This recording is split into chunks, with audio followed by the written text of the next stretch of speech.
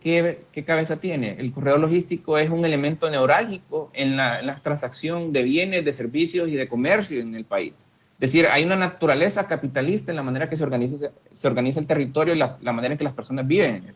Y en esa línea de 300 y pico kilómetros, también hay otra línea, ¿verdad? Porque si nos pusiéramos a analizar Tegucigalpa, también Tegucigalpa tiene una mancha urbana bastante peculiar. 50% de la mancha, casi el 50%, está fuera de los límites de la ciudad, o está fuera, perdón, de los límites del casco urbano. Es decir, Tegucigalpa es tan grande fuera como dentro de sí misma, aunque las distribuciones de densidad y población sean otra cosa.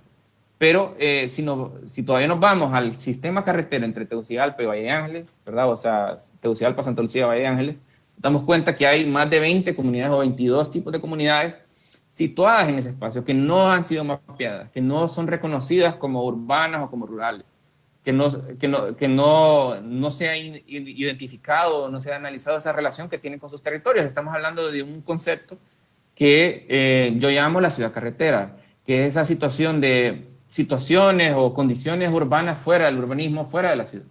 Y que son cosas que no nos gusta hablarlos porque nosotros vamos con la bandera de ciudades densas y caminables y no reconocemos todas las demás formas en que se vive, ¿no? O sea, como para poner un contexto, 70% de la gente vive en zonas de baja densidad. O sea, ¿cómo vamos a pelear contra un gigante de esta manera? Yo creo que hay que ser o muy racional o muy cerrado de la cabeza como para no plantearse esa posibilidad, ¿no? Y a esto voy con este tema.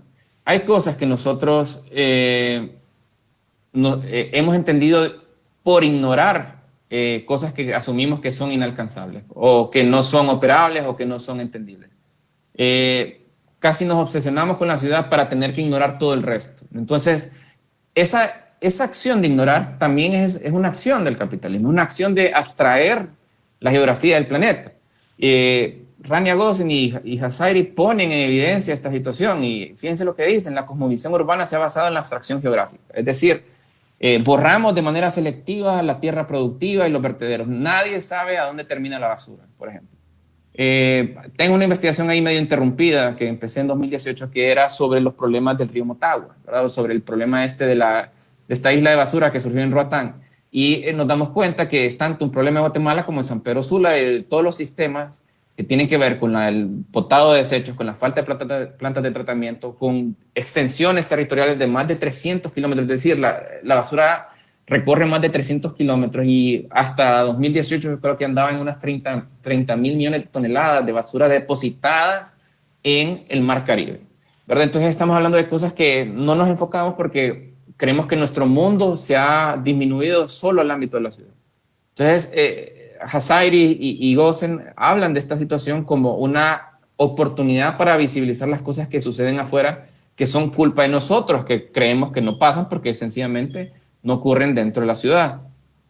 Y para no irnos tan lejos, ¿verdad? O sea, recién lo que pasó en la laguna de Santa Rosa de Agua, ¿verdad? Que también posiblemente no es un tema de basura, pero sí es un crimen ecológico y es un crimen en contra de poblaciones y de territorios, porque el territorio tiene una concepción cultural, el territorio es la producción de una comunidad o de una etnia y la manera en que usa esa porción de tierra. Y aquí lo que estamos viendo es un tipo de violencia para forzar la construcción de posiblemente un resort o un complejo turístico que amenaza el estilo de vida de personas que ya eran dueños de esos territorios, ¿verdad? Entonces, de esto nos damos cuenta muy poco porque nos enfocamos y nos martirizamos y nos obsesionamos con el tema de ciudad, ¿verdad? Y a esto todavía hay una complejidad un poco más grande, ¿verdad? Y es la idea de que lo que nosotros tanto odiamos, ¿verdad? Al menos los que hablamos del capitalismo, lo vemos solo como un resultado de la economía o como un sistema en que funciona la economía, pero en realidad,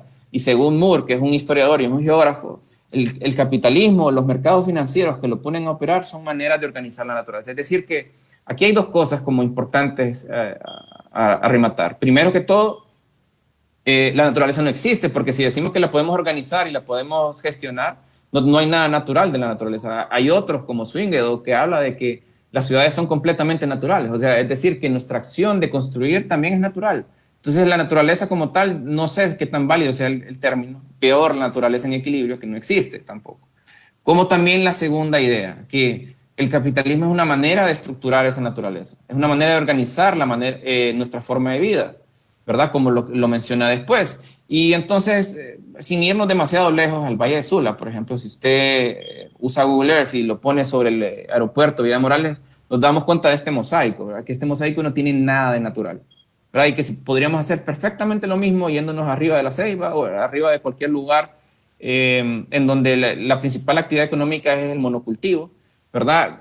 Y también podríamos irnos al salar de Uyuni, en donde sacan el litio, de donde salen las baterías de sus celulares, y nos vamos a dar cuenta que en sí la naturaleza es un elemento logístico del capitalismo. Entonces, hablar de esa dicotomía o esa diferencia tan tangible entre la ciudad y lo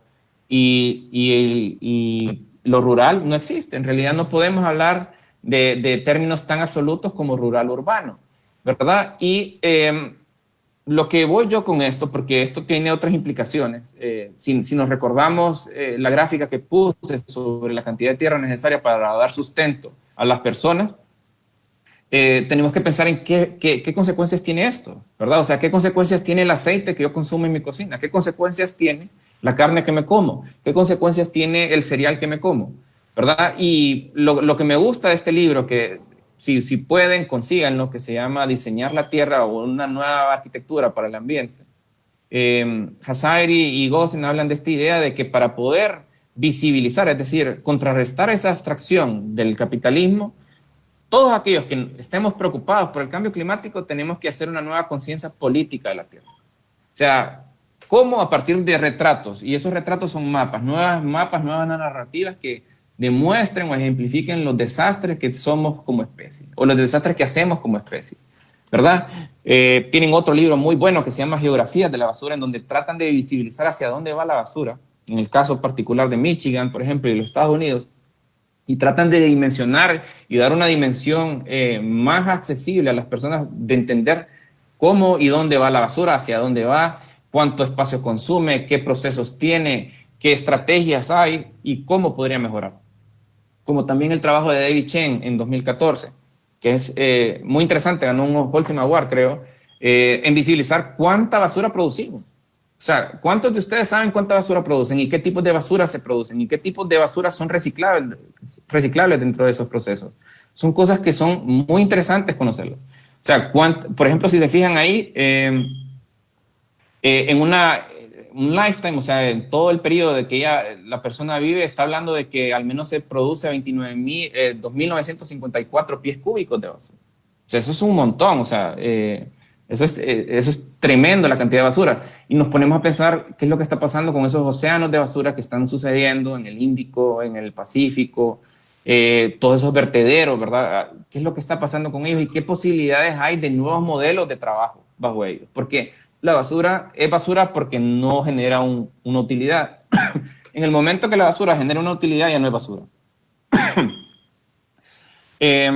A esto lo que quiero poner es un proyecto que estoy recién comenzando y que posiblemente me lleve un par de añitos, sobre la realidad de la tigra, ¿no? O sea, yo creo que estamos acostumbrados a ver los mismos mapas de siempre sobre las mismas cosas y no entendemos otros tipos de realidades que suceden dentro de esos mapas, ¿no? O sea, en sí el mapa también es un argumento, es un instrumento para canalizar la atención hacia cierto punto, para crear ficciones. También la geografía también crea ficciones.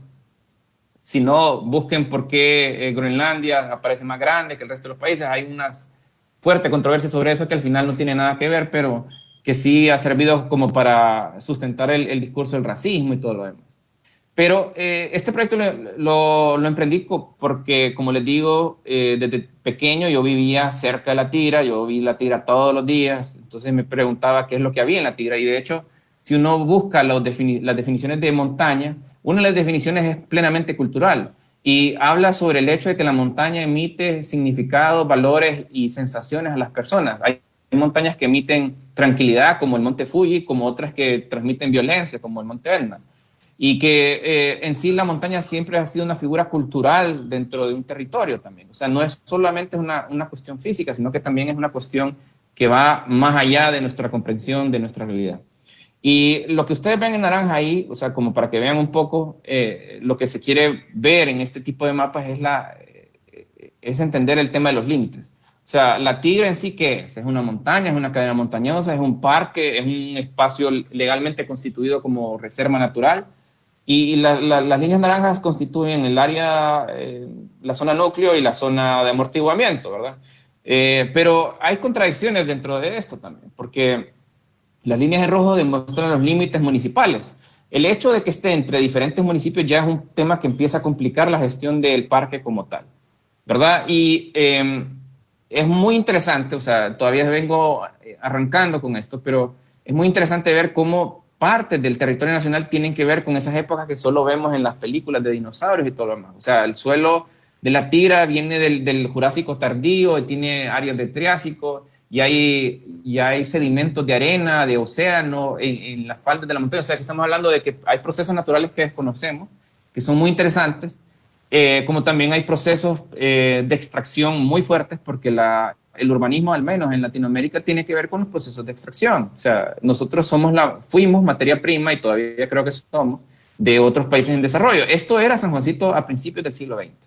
Pelado, ¿verdad? O sea, explotado a más no poder. O sea, estamos hablando de que hoy posiblemente, hasta irónicamente, haya más árboles hoy de los que hubo hace 100 y pico de años, ¿no?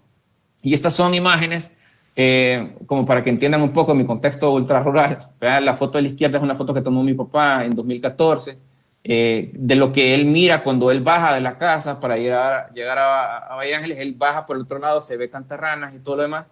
Y esta otra foto fue tomada recién ayer. Le pedí a mi mamá que me tomara la foto de lo que ella veía cuando llegara a la casa, y lo que ven al fondo es la Tigra. O sea, yo tengo un apego con eso porque sencillamente lo viví toda mi vida y siempre me intrigó qué era lo que pasaba en la Tigra. Porque, como les digo, la pregunta de inicio, si la Tigra es una montaña, si es un límite legalmente constituido, si es una reserva natural, es complicada, porque la línea morada constituye o representa los límites territoriales de la montaña de la Tigra o de la cadena montañosa de la Tigra. La línea naranja es la zona de reserva, que ya no tiene nada que ver con lo otro, y que si vemos hay ciertos límites, como las carreteras, que constituye el límite sur de la Tigra, que francamente estamos poniendo la idea de que el límite de la Tigra es un límite humanamente construido, es decir, la Tigra no es natural, ¿verdad? El límite norte es un río, y así hay otros tipos de límites como un poco más contradictorios, ¿verdad? La gestión incluso del agua, que es un tema importantísimo en la Tigra, también tiene que ver con un problema de territorialización, porque la Tigra, en sí el parque está constituido por 5 o 6 aldeas, ¿verdad? De diferentes municipios algunas. Entonces, también sobre cómo se accede y cómo se gestiona el agua también son temas que ya cada vez son más delicados en cuanto a la gestión de la Tigra.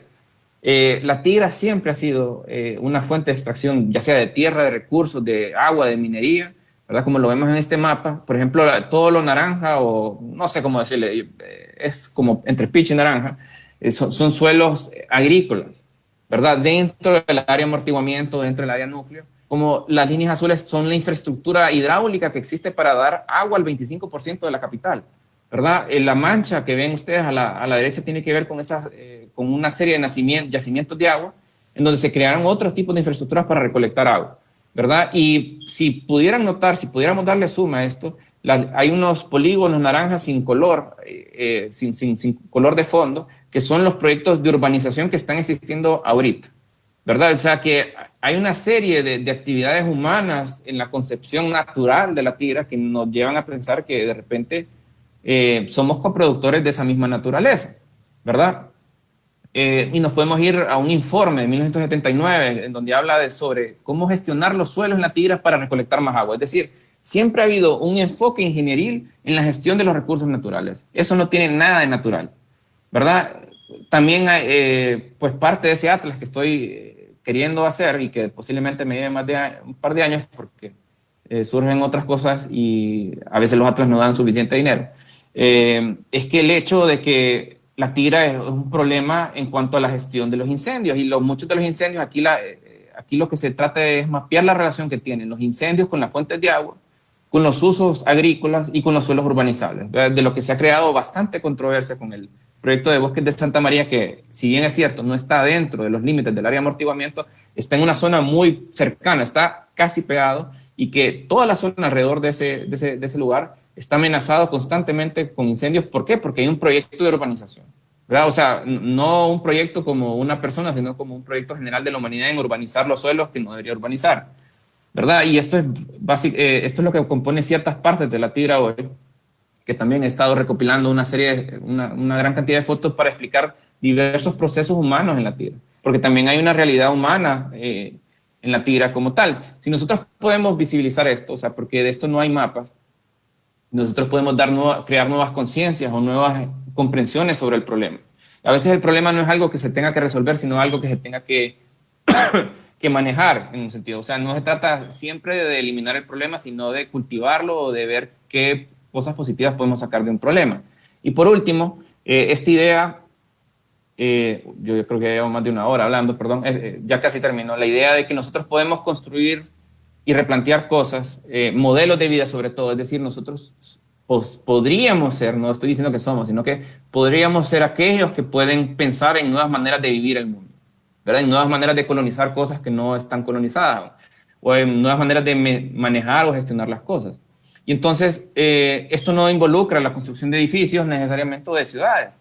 Y yo quiero casi narrar o explicar lo que está diciendo Gosen y Hadari ahí, que lo cité un montón en esta presentación. Y es que el dibujo como tal, fíjense que el dibujo no es neutro, nunca es neutral el dibujo tiene intenciones detrás, el dibujo es descriptivo, pero también es especulativo, es decir, con el dibujo nosotros mostramos una postura sobre cómo entendemos el problema y cómo queremos lidiar con él, ¿verdad? Y a este respecto lo que yo les quiero decir es que nosotros tenemos la posibilidad de vender cosas o de hacer cosas o de emprender cosas, sea cual sea el fin, en donde lo que estamos vendiendo es más la posibilidad que el hecho. Es decir, que nosotros estamos vendiendo más el hecho de que existen alternativas o la idea de que existen alternativas que el hecho de que se concreten esas alternativas. Y como les decía al inicio, o sea, mucho de mi trabajo me he encontrado por accidente y no porque yo lo busqué, pero ha tenido que ver con esa gestión o con esa idea de que a veces los clientes no tienen claro qué es lo que quieren hacer, que tienen un terreno, tienen una idea, pero uno tiene que enseñarles qué cosas son posibles y qué cosas no son posibles.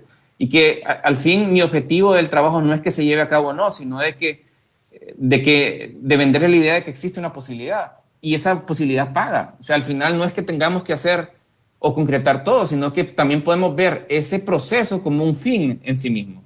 Pero, o sea, aquí otra persona que no sabía qué tipo de balcones poner. Estoy poniendo los ejemplos más banales que me han tocado, perdón, pero que son ejemplos que muestran esa necesidad de que el arquitecto puede ser ese consultor de posibilidades.